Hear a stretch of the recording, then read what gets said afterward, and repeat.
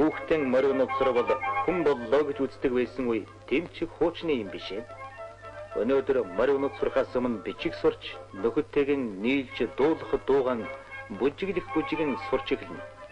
Соёлт орчлонд хүний зэрэгтэй явхад олон юмд багаасан амлаж оюун билгийн үдээ нээх явдал хэрэгтэй болно.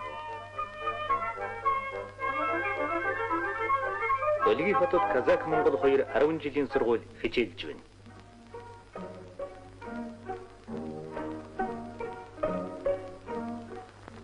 Балалар, бүгін біз Абай Құнанбаевтың өмірі және творчествосын өтеміз. Абай қазақ халқының ұлы ақыны, ағартушы демократы, жазба әдебиетінің атасы болып есептеледі. Сағуқтыда өнөтір бет Монгол бітіне хичээлдер өгүүлүүрийн гишүүдийг давтық тухай тасқы батсын. Ребята, посмотрите, пожалуйста. Стадион имени Владимира Ильича Ленина. Стадион имени кого? Владимира Ильича Ленина. Какой падеж? Хорошо.